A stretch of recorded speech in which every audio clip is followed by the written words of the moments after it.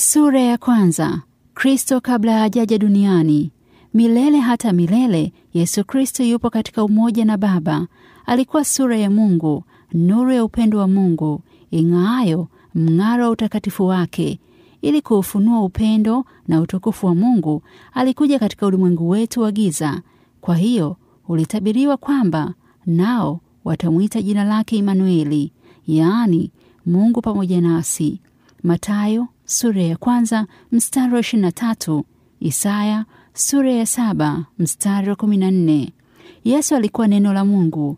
Mawazo ya Mungu yalisikika ndani yake. Ufunuo huu haukutolewa kwa wanadamu waliozaliwa katika dunia tu. Dunia yetu ndogo ndicho kitabu kidogo cha kusomwa na walimwengu. Waliokombolewa na wale wa dunia ambazo hazikuanguka watauona msalaba wa Kristo ambao ndio elimu yao na wimbo wao. Wataona kuwa utukufu ung'ao katika uso wa Yesu ni utukufu wa kujitoa kwake binafsi kwa upendo. Wataona kuwa kanuni ya mbinguni na ya duniani ni upendo na kujitoa nafsi. Upendo huo usiojitafutia mambo yake hutokana na Mungu, nao umedhihirishwa kwa njia ya Yesu ambaye ni mpole na mnyenyekevu. Mwanzo Kristo aliweka msingi wa dunia. Mkono wake aliweka dunia katika anga na kuyaweka maua katika nchi. Aliijaza nchi na uzuri na anga na wimbi wa nyimbo. Zaburi sura ya 65 mstari wa 6, sura ya 95 mstari wa 5. Juu ya vitu vyote aliandika upendo wa Baba. Sasa dhambi imechafua kazi safi ya Mungu. Hata hivyo, maandiko hayo ya upendo wa Mungu yanadumu kuwako. Hakuna kitu cha ubinafsi kilichoko isipokuwa moyo wa binadamu ndio umejazwa na ubinafsi. Kila mti na kichaka na jani hutoa vitu vya asili vya uhai ambavyo bila hivyo mwanadamu au mnyama hawezi kuishi. Na mwanadamu na mnyama huhudumia miti na vichaka na majani. Bahari hupokea maji kutoka katika vijito toka nchi, lakini hupata maji hayo ili kutoa. Mvuke unaopanda kutoka baharini huinyoshea nchi na kuiburudisha ili iweze kutoa machipukizi. Malaika walioko kwenye utukufu, furaha yao ni kutoa. Huleta nuru kutoa juu na kuwasaidia wanadamu wapate kumfuata Kristo. Lakini tukiachana na hayo yote, tunamwona Mungu ndani ya Yesu. Tunaona kuwa utukufu wa Mungu kutoa. Si utafuti utukufu wangu wenyewe, ili utukufu wake aliyenituma. Maneno hayo aliyasema Yesu. Yohana sura ya 8 mstari wa 50, sura ya 7 mstari wa 18. Kristo alipokea kutoka kwa Mungu ili apate kutoa. Kwa njia ya mwana, maisha ya Baba huwafurikia wote. Kwa njia ya mwana na huduma ya upendo hufurikia kwa wote. Hivyo kwa njia ya Kristo, mzunguko wa manufaa ya Kristo hukamilika. Mbinguni kanuni hii ilivunjika. Dhambi ilianza katika ubinafsi. Lusifa ambaye ni kerubi wa kusitiri alitamani kuwa wa kwanza mbinguni. Alitafuta kuwavutia viumbe wote wa mbinguni wamwache muumba wao. Akajitafutia heshima yake mwenyewe. Alimtupia muumbaji malaumu maovu kwa uongo. Aliwatatanisha malaika na kuwatia mashakani juu ya neno la Mungu. Wakaanza kuona mashaka kuhusu wema wa Mungu. Shetani akawashawishi wamheshimu Mungu kuwa ni mkatili asiye na huruma wala hasamei. Kwa njia hiyo aliwadanganya malaika. Kwa njia hiyo aliwadanganya wanadamu pia. Hivyo giza likaufunika ulimwengu. Ulimwengu likaa gizani kwa kutomwelewa Mungu na tabia yake. Ili kurudisha ulimwengu kwa Mungu, ilipasa nguvu ya shetani ya kudanganya ivunjike. Jambo hili lisingetendwa kwa kutumia nguvu. Mungu alitaka huduma ya upendo tu, na upendo usingepatikana kwa kutumia nguvu na uwezo. Upendo tu ndio utawaamsha watu kumjua Mungu ni kumpenda. Tabia yake lazima ipambanuliwe na ile ya shetani. Yule ajuaye urefu wa kina cha upendo wa Mungu ndiye tu anaweza kufanya hivyo. Mpango wa wokovu wetu haukuanzwa wakati wa Adamu alipoanguka dhambini. Ulikuwa mafunuo ya siri iliyofichuka tangu zama za kale. Warumi sura ya 16 mstari wa 25. Ulikuwa ni ufunuo wa mambo yaliyofichika kale na kale katika kiti cha enzi cha Mungu. Mungu aliona dhambi ikitokea, naye akafanya matayarisho ya kuikabili dhambi hiyo. Aliahidi kumtoa mwana wake wa pekee. Yohana sura ya 3 mstari wa 16. Lusifa alikuwa amesema, nitapandisha kiti changu juu ya kupita nyota za Mungu, nitafanana naye aliye juu. Lakini Kristo ambaye ni sura ya Mungu alijitoa mwenyewe, akatwaa umbo la mwanadamu ambaye ni mtumwa. Akiwa na umbo la mwanadamu akajinyenyekeza mpaka kufa, naam, kifo cha msalaba. Isaya sura ya 14 mstari wa 1, wa 3 na wa 14.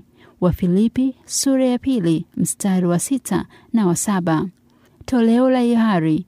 Yesu angeweza kuendelea kushikilia utukufu wa mbinguni, lakini alichagua kushuka chini kutoka katika kiti chake cha enzi ambako alitawala malimwengu yote ili alete uzima kwa watu waliopotea. Karibu miaka 2000 iliyopita, sauti ilisikika mbinguni ikisema, lakini mwili uliniwekea mimi. Tazama, nimekuja katika gombo la chuo, imeandikwa, niyafanye mapenzi yako Mungu. Waebrania sura ya 10 mstari wa 5 mpaka wa 7. Kristo alikuwa karibu kuja katika ulimwengu wetu. Alikuwa katika hali ya kibinadamu. Kama angekuja na utukufu wake jinsi alivyokuwa hapo kwanza kabla ya kuumbwa kwa ulimwengu huu, sisi tusingaliweza kuvumilia utukufu huo, ila tungeliteketezwa tu. Utukufu wake ulifunikwa kabisa na uungu wake ukafichwa, akawa katika hali ya kibinadamu kabisa. Kusudi kubwa hili lilikuwa likionekana kwa njia ya mifano tu. Kichaka kilichowaka moto ambapo Kristo alionekana kwa Musa kilimwonyesha Mungu. Kichaka cha kawaida ambacho hakikuonekana na mvuto wowote kiliufunika ukuu wa Mungu. Mungu alifunua utukufu wake kwa Musa kwa njia ya kichaka kiwakacho moto ili Musa apate kuona na kuishi asife. Vivyo hivyo na nguzo za wingu wakati wa mchana na nguzo ya moto wakati wa usiku zilifunika utukufu wa Mungu ili wanadamu wapate kuangalia na kuishi wasife. Halikadhalika Kristo naye alikuja katika hali ya kibinadamu ili watu wamwangalie wasife. Alikuwa ni Mungu aliyekuja katika hali ya kibinadamu ambaye utukufu wake ulifunikwa ili awakaribie watu wenye matatizo, wenye dhiki katika safari ya Waisraeli ya kutangatanga jangwani. Mfano wa Mungu ambao ni hema takatifu ulikuwa pamoja nao. Soma Kutoka sura 25 mstari wa 8. Hivyo Kristo aliweka hema lake kando ya mahema ya watu ili kuzoeana na sisi. Naye neno akafanyika miwili, akakaa kwetu, nasi tukauona utukufu wake, utukufu kama wa mwana pekee atokaye kwa Baba, amejaa neema na kweli. Yohana sura ya 1 mstari wa 14. Tangu Yesu alipokuja na kukaa na sisi, kila mtu ambaye ni mzao wa Adamu atafahamu kuwa muumbaji wetu ni rafiki wa wenye dhambi. Kila aina ya mvuto wa kimungu katika maisha ya Mwokozi alipokuwa hapa duniani, tunaona kuwa Mungu yu pamoja nasi. Shetani anaeleza sheria au kanuni ya Mungu ya upendo kana kwamba ni kanuni ya ubinafsi. Asema haiwezekani sisi kuishi. Anguko la mzazi wetu Adamu, Shetani alimlaumu Mungu kana kwamba ndiye alisababisha. Hivyo anawaongoza watu waone kuwa Mungu ndiye asili ya dhambi, msukumo na kifo. Yesu alikuja kusahihisha udanganyifu huo. Alivyoishi kama mmoja wetu, alionyesha jinsi ya kuishi kwa utii wa amri ya Mungu. Kwa hiyo alitwika hali yetu yote na kuishi maisha yetu kamili. Alifanikishwa na ndugu zake katika mambo yote. Waebrania sura ya 2 mstari wa 17. Kama tungepaswa kukabili jambo lolote ambalo Yesu hakulipitia, ndipo Shetani angesema kuwa uwezo wa Mungu hautoshi kutusaidia. Kwa hiyo Yesu alijaribu katika mambo yote kama sisi. Waebrania sura ya 4 mstari wa 15. Alishinda kila jambo ambalo sisi tungekutana nalo. Hakutumia uwezo mwingine ambao sisi hatuwezi kuupata. Kwa kila jaribu, alishinda kwa uwezo aliopata kutoka kwa Mungu. Hakulalamika kanuni ya Mungu kamwe, na maisha yake yashuhudia kuwa hata sisi tunaweza kushinda tu kama yeye, kwa uwezo ule ule na kuitii sheria ya Mungu. Katika hali ya ubinadamu, Kristo aligusa ubinadamu. Katika hali ya uungu, alishikilia kiti cha enzi cha Mungu. Akiwa kama binadamu, alituwekea kielelezo cha utii, na akiwa Mungu mwana, alitupa uwezo wa kutii. Kwetu alisema, nimepewa uwezo wote mbinguni na duniani pia. Mathayo sura 28 mstari wa 18. Mungu pamoja nasi ndio uhakika wa kutokuwa dhambini, yaani uhakika wa uwezo wa kutii kanuni za mbinguni. Kristo alitufunulia tabia hiyo tofauti na ile ya Shetani. Alipoonekana na hali ya ubinadamu, alijinyenyekeza, akawa mtii hata kufa kifo cha msalaba. Wafilipi sura ya 2 mstari wa 8. Kristo alitoa hali ya mtumwa, akatoa dhabihu, na yeye mwenyewe akiwa ndiye kuhani, na dhabihu hiyo ni mwili wake mwenyewe. Alichubuliwa kwa sababu ya maovu yetu, adhabu ya amani yetu ilikuwa juu yake. Isaya sura ya 53 mstari wa 5. Alitendwa kama alivyostahili. Kristo alitendewa jinsi tulivyostahili sisi, ili sisi tutendewe kama alivyostahili yeye. Alihukumiwa kwa ajili ya dhambi zetu, akashiriki dhambi yetu, ili sisi tuhesabiwe haki yake, ambayo sisi hatuna ushirikiano nayo. Alikufa kifo chetu, ili sisi tupate uzima wake. Kwa kupigwa kwake tumepona. Isaya sura 53 mstari wa 5. Lilikuwa kusudi la Shetani kuleta utengano wa milele baina ya Mungu na watu, lakini kwa kutoa hali ya kibinadamu, Kristo Mwokozi wetu alijiungamanisha na watu wa kifungo kisichoweza kukatika kamwe. Mungu aliupenda ulimwengu hata akamtoa mwanawe wa pekee. Yohana sura ya 3 mstari wa 16. Alimtoa si kwa kutufia sisi, bali kwa kujiungamanisha na ubinadamu milele. Kwa ajili yetu amezaliwa mtoto, ukuu utakuwa begani mwake. Mungu amejitwalia ubinadamu kwa njia ya mwanamke, naye amechukuliwa hali hiyo mpaka katika mbingu za juu kabisa. Mwana wa binadamu ataitwa na ajabu, mshauri wa ajabu, Mungu hodari, Baba wa milele, mkuu wa imani. Isaya sura ya 9 mstari wa 6.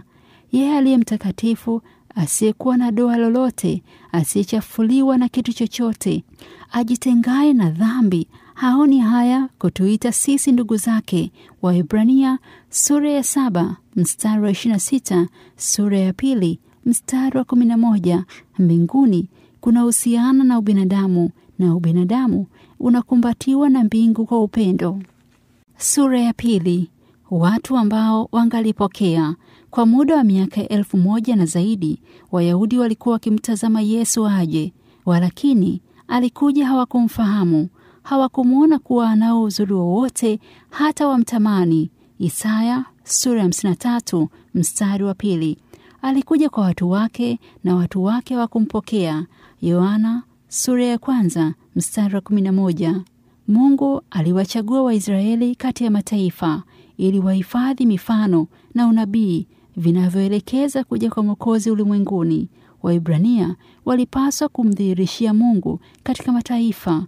Katika kumwita Abrahamu, Bwana alisema, katika wewe jamaa zote za dunia zitabarikiwa. Mwanzo sura ya 12 mstari wa 3. Bwana alitangaza kwa njia ya nabii Isaya kwa watu wote. Isaya sura ya 56 mstari wa 7. Lakini Waisraeli walikazana na ufahari wa dunia tu, wakafuata njia za mataifa ambayo ni makafiri. Mungu aliwatumia ujumbe wa maonyo wa njia ya manabii, lakini ilikuwa kazi bure. Kila mara aliposhtushwa na kurudi kwa Mungu muda mfupi baadaye, waliasi vibaya tena. Kama Waisraeli wangalikuwa waaminifu kwa Mungu, angaliwafanya wawe wakuu kuliko mataifa yote. Mataifa ambayo yangesikia amri hizo wangalisema, Kweli taifa hili kubwa ni taifa lenye hekima na lenye ufahamu.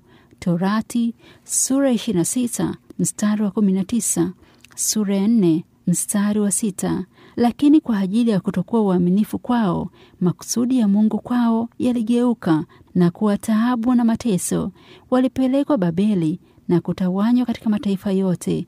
Walipoomboleza kwa ajili ya kuteketezwa kwa hekalu, kwa njia yao elimu ya Mungu iliwafikia mataifa makafiri. Ibada ya kikafiri ziliachwa na kuingizwa zile za Mungu. Waebrania waliwaonyesha njia iliyoagizwa na Mungu. Wenye elimu wengi walijifunza njia za Mungu na kuona ahadi za kuja kwa mkombozi. Watu wengi katika mataifa hayo waliotawanywa walipoinuka kuushambulia ukweli, watu hao waaminifu walifika mbele ya wafalme na watawala ili kuifikisha nuru ya kweli. Kwa njia hii wafalme wakuu walimkiri Mungu na uwezo wake, ambaye watumwa wa Ebrania humwabudu. Wakati wa karne zilizofuata kutekwa kwake Babeli, Waisraeli walipona kuabudu sanamu na imani yao iliimarika. Wakawa watiifu kwa Mungu, lakini wingi wa watu, hali ya ubinafsi ilidumu kuwatawala. Walimtumikia Mungu kama njia ya kujipatia ukuu wa taifa. Hawakuwa nuru ya ulimwengu tena, bali walijitenga na kujifungia ili wasipate majaribu. Mungu aliwazuia kuungana na mataifa ili wasipotoshwe, lakini fundisho hili lilipotoshwa kabisa. Walidhani ni kujenga ukuta imara kati yao na wakafiri. Wayahudi walikuwa na wivu kwamba Bwana asiwahurumie mataifa kama wao, jinsi walivyopotosha huduma ya hema takatifu. Baada ya kurudi kutoka katika utumwa huko Babeli, walijenga masinagogi katika nchi yote. Katika masinagogi hayo sheria ya Mungu ilifundishwa na makuhani na waandishi. Shule za kufunza mambo ya haki zilifunguliwa. Lakini wakati wa utumwa huo Babeli, watu wengi waliambukizwa desturi za kikafiri, nao waliingiza desturi hizi katika huduma za dini. Kanuni za ibada na huduma zake zilikuwa zimeanzishwa na Kristo mwenyewe. Kanuni hizo zilikuwa zikimwonyesha yeye na kufanya huduma kuwa maarufu, lakini Wayahudi walipoteza maana yake ya kiroho. Wakawa wakijiendeshea ibada tu isiyokuwa na maana yoyote, huku wakiamini kafara na kushika kanuni tu, kana kwamba watapata faida kwa hivyo. Badala ya kumwangalia yule aliyeonyeshwa na vitu hivi, wao wakaamini vitu hivi tu, wakajitungia kanuni zaidi ili kufanya mambo yawe bora. Kadri shughuli hiyo ilivyokuwa, ndivyo upendo wa Mungu ulivyopungua. Watu waliotumainia mambo hayo zaidi waliona kuwa hakuna utulivu mioyoni mwao, na Shetani akawakatisha tamaa kabisa. Hata wakawa na mawazo yaliyo kinyume cha Mungu, mpaka imani ya Waisraeli ikawa aibu tupu. Shetani alitaka kuwaaminisha watu kuwa matakwa ya Mungu hayawezekani kutii. Akasema kuwa hata Waisraeli wameshindwa kuyashika. Akatangaza kuwa hata hawakushikia sheria ya Mungu. Kutazamia Masihi wa uongo. Wayahudi hawakufahamu maajilio ya kazi ya Masihi. Hawakutafuta ukombozi kutoka dhambini, ila walitafuta kuokolewa na utawala wa Warumi. Walitazamia Masihi atakayewainua na kuwafanya kuwa taifa mashuhuri. Hivyo ndivyo njia iliandaliwa ya kumkataa Mwokozi. Wakati wa kuzaliwa kwa Kristo, taifa la Wayahudi lilikuwa mikononi mwa mabwana wageni, nao walikuwa wakihangaika katika mashindano ya ndani kwa ndani. Warumi waliowatawala walimwongua kuhani mkuu, na cheo chake kilishindaniwa kwa rushwa na mara kwa mara kwa mauaji. Hivyo kazi ya ukuhani ilizidi kuharibika zaidi na zaidi. Watu walikuwa katika hali ngumu ya ukorofi, huku wakitozwa kodi nzito na Warumi. Taifa zima lilikuwa katika msukosuko hasa. Nchi ilijaa na kutoridhika, choyo, uasi, ufedhuli. Kila mahali kulikuwa na hali ya ubariki ya kiroho. Katika giza lao na mateso yao, walitamani kuwa na mtu atakayewaondolea hali hiyo na kumsimamia mfalme wa Israeli. Kwa hiyo walitafsiri kufuatana na hali yao ya ubinadamu. Sura ya 3. Dhambi ya binadamu na utimilifu wa wakati. Adamu na Hawa waliposikia ahadi ya Mwokozi atakayekuja, walimtazamia kwa upesi sana. Walimtaka mtoto wao wa kwanza, wakitumaini kuwa huenda yeye ndiye mkombozi. Lakini hao waliopata ahadi ya mkombozi walikufa bila kuona matizamo ya ahadi hiyo. Ahadi ilirudiwa kusemwa tena na wazee na manabii ili kuifanya upya. Hata hivyo hakuja. Unabii wa Danieli ulitaja wakati wa kuja kwake, lakini ujumbe wake haukutafsiriwa wote vyema. Karne na karne zilipita na mkono wa mtesi ulizidi kuwa mzito kwa Waisraeli, na watu wengi walikuwa tayari kusema siku zinakawia na njozi haitimizwi. Ezekieli sura ya 12 mstari wa 22. Lakini kama nyota katika mzunguko wake, kama ilivyoamriwa, kusudi la Mungu halijui kuharakisha wala kuchelewa. Katika baraza la mbinguni, kuja kwa Kristo kuliamliwa na kupangwa hasa wakati saa kuwa na mbinguni ilipotimia. Yesu ambaye ni Masihi atazaliwa katika Bethlehemu. Hata alipoadia utimilifu wa wakati, Mungu alimtuma mwana wake. Wagalatia sura ya 4 mstari wa 4. Ulimwengu ulikuwa tayari kwa kuja kwa Mwokozi. Mataifa yalikuwa yameunganika chini ya serikali moja. Lugha moja ilijulikana kila mahali. Wayahudi wote toka kila mahali walikusanyika Yerusalemu kwa sikukuu yao ya kila mwaka. Watu hao waliporudi mahali pa mtawanyiko, wao walipeleka habari za kuzaliwa kwa Masihi ambaye amekuja. Desturi ya kikafiri ilikuwa ikitoweka katika watu. Watu walitamani dini itakayowaridhisha. Watu walikuwa wakitaka kujua zaidi. Walikuwa wakimtafuta Mungu ili wapate kuelewa yatakayotokea baada ya kufa. Wengi walitamani mkombozi. Imani wa Wayahudi ilififia sana na matumaini yao yalikoma. Hayakuweza kuwamulikia hali ya siku za mbele. Kwa wengi wao, kifo kilikuwa tukio la siri. Mbele yao waliona giza tu na wasiwasi. Watu walikaa tu chini wakiwa na wasiwasi bila hakika ya mambo yajayo. Walingojea kwa hamu kuu kumwona Mwokozi atakayewaletea ufumbuzi wa mambo yajayo. Nje ya nchi ya Uyahudi kulikuwa na watu waliokuwa wakitafuta ukweli wa mambo. Kwa watu kama hao walivuviwa Roho Mtakatifu. Maneno ya unabii yaliwaamsha, wakawa na tumaini la mambo ya mbele. Hawa walikuwa watu wa mataifa, sio Wayahudi. Katika miaka mamia, maandiko matakatifu yalitafsiriwa katika lugha ya Kiyunani, yaani Kigiriki, ambayo ilikuwa ikizungumzwa katika dola ya Kirumi. Wayahudi walikuwa wametawanyika kila mahali kwa kutekwa, na matumaini yao juu ya Masihi ajaye yaliamini na baadhi ya watu wa mataifa pia. Katika watu ambao waliona vibaya kwa jinsi Wayahudi walivyoiga desturi za kikafiri, walikuwa wakichunguza maandiko kuhusu kuja kwa Masihi kuliko walimu wa Kiisraeli. Miongoni mwa watu waliotumaini kuwa Masihi atawaokoa toka dhambini, walichunguza kwa makini kuona asili ya mafanikio ya Wayahudi. Lakini Wayahudi walikazana tu kujijenga na mataifa mengine, wala hawakutaka kuwajulisha elimu ya Mungu. Unabii ulielezea kwa njia ya alama ambazo zote zilikuwa zinaelekeza kwa yule ajaye, yaani Masihi. Mafundisho lazima yatolewe kwa lugha ya kibinadamu. Kristo ajaye lazima aeleze mafundisho yaliyo dhahiri, yenye kufahamika wazi, ili kupambanua makapi na ngano ambayo yalivuruga mambo na kuyafanya kuwa hayana maana. Baadhi ya Wayahudi walisimama imara na kuyafunza maagizo ya Mungu kamili. Hawa waliimarika imani yao kwa njia ya kusoma maneno yaliyosemwa na Musa kuwa Bwana Mungu wenu atawainulieni nabii katika ndugu zenu kama mimi. Msikieni katika mambo yote atakayonena nanyi. Matendo sura ya 3 mstari wa 22. Walisoma jinsi Mungu atakavyomtia mafuta mtu ahubiri habari njema kwa wanyenyekevu. Kufunguliwa kwa kutangaza mwaka wa Bwana ulikubaliwa. Isaya sura ya 61 mstari wa 1 na wa 2. Atafanya hukumu katika nchi, visiwa vitangojea sheria yake. Isaya sura ya 42 mstari wa 4. Mataifa yataijilia nuru yake na wafalme wataujilia mwanga wa kuzuka kwake.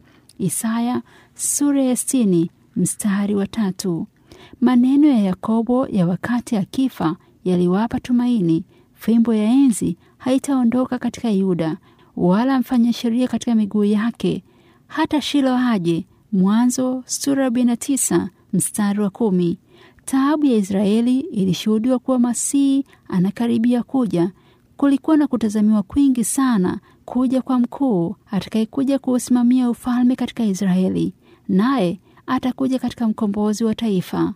Jinsi shetani alivyokuwa karibu kufaulu. Utimilifu wa wakati umekuja. Ubinafsi umefidhiliwa kwa muda mrefu.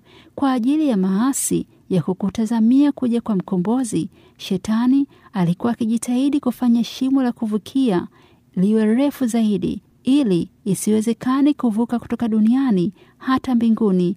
Amewaingiza watu dhambini. Ilikuwa nia yake kufanya uvumilivu kwa Mungu ukome, hata awaachilie watu mbali katika mikono ya shetani. Juhudi ya shetani ya kuutoa ulimwengu karibu ifaulu.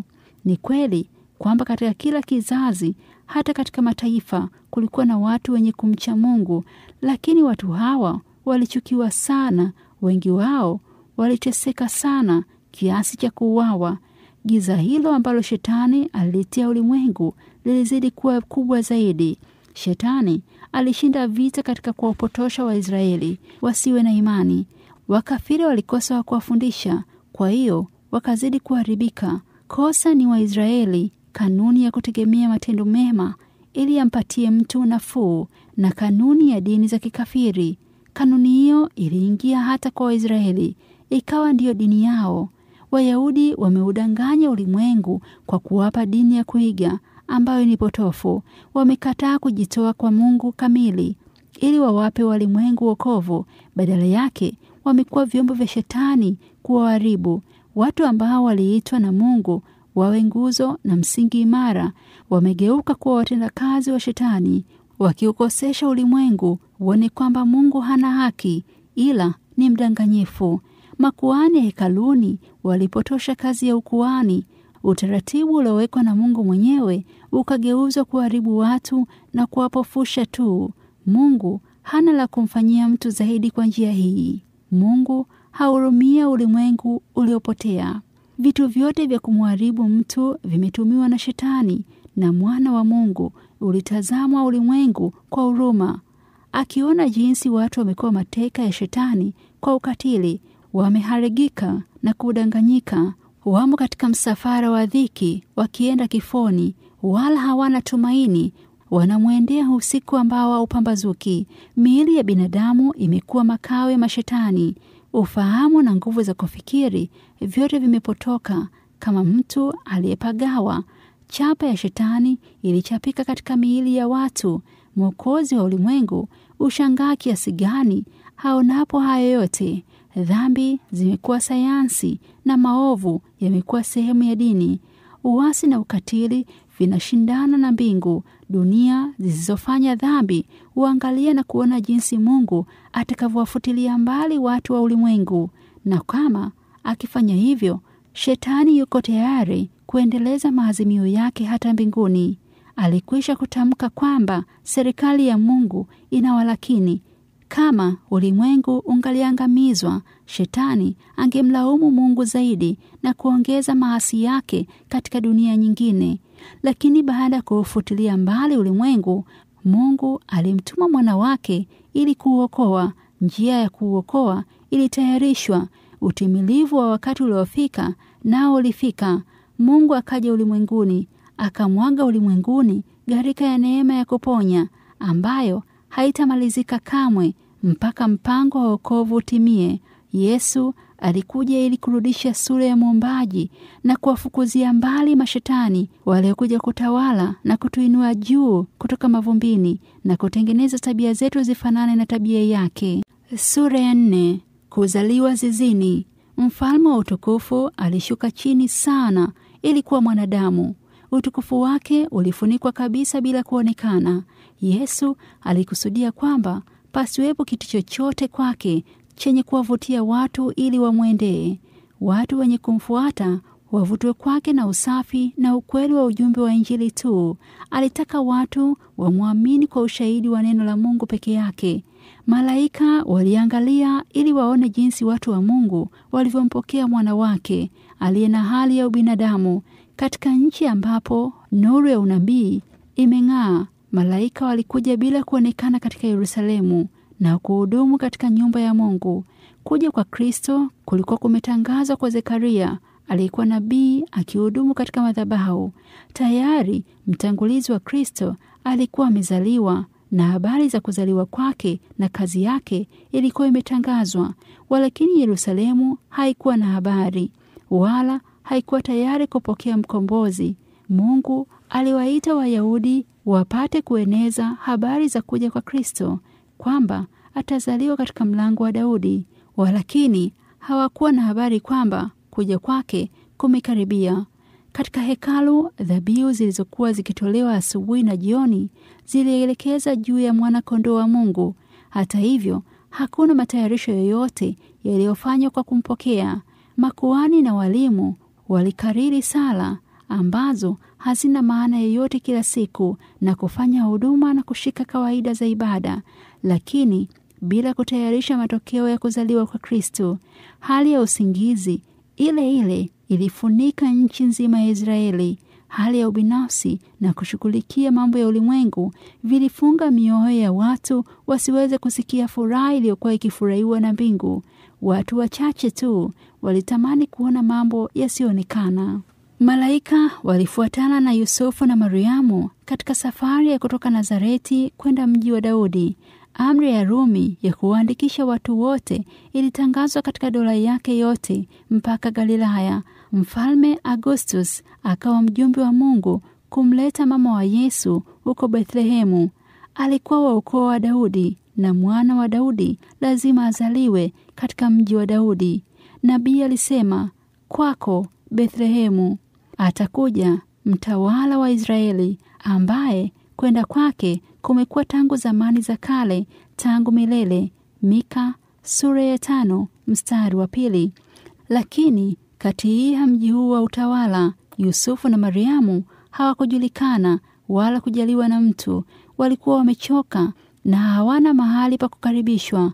Yusufu na mkewe walijikokota wakipita katika njia nyembamba mpaka upande wa mwisho wa mji huo wa mashariki, wasione mahali pa kulala usiku. Katika nyumba ya wageni hapakuwa na nafasi. Katika banda la wanyama ndipo walipopata nafasi baada ya kuhangaika sana, na hapo ndipo Mwokozi alipozaliwa. Habari hii ilifurahisha mbingu mno.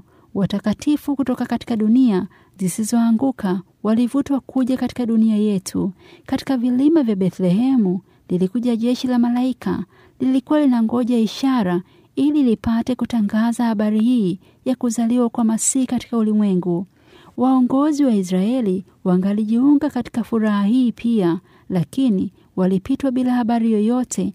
Wale waliokuwa wakitafuta nuru na kuiamini kwa furaha, nuru ya utukufu kutoka katika kiti cha enzi cha Mungu iliwang'aria. Soma Isaya sura ya 44 mstari wa 3, Zaburi sura ya 112 mstari wa 4. Wachungaji wa kondoo tu walijali. Katika uwanda ambao Daudi alikuwa akichungia kondoo, wachungaji waliokuwa wakikesha usiku waliongea habari ya ahadi ya Mwokozi, wakaomba sana ili apate kuja. Ndipo malaika wa Bwana akawajia akawaambia, msiogope, maana nawaletea habari njema itakayokuwa furaha kwa watu wote. Maana amezaliwa Mwokozi kwa ajili yenu leo katika mji wa Daudi, naye ndiyo Yesu Kristo Bwana. Kwa maneno haya njozi ya utukufu ikajaza mawazo ya wachungaji waliokuwa wakisikiliza. Mkombozi amekuja. Kuja kwake kutakuwa na uwezo na ukuu na ushindi, lakini malaika waliwatayarisha ili watambue Mwokozi katika mahali hafifu alikozaliwa. Mtamkuta mtoto amevikwa nguo za kitoto, amelazwa horini. Mjumbe wa mbinguni ametuliza mioyo yao na hofu zao. Amewaonyesha namna ya kumwona Yesu, amewaonyesha muda wa kumfahamu. Alafu uwanda wote ukaangazwa na nuru ya majeshi ya Mungu. Nchi ikanyamaza kimya, na mbingu ikatulia ili kusikiliza wimbo. Atukuzwe Mungu juu mbinguni, na dunia iwe amani kwa watu walioridhia. Laiti watu wangeweza kuelewa wimbo huo leo. Kama ungeimbika ilivyo, ungeweza kuenea mpaka mwisho wa wakati, na ungetoa mwangu wake mpaka kona za nchi.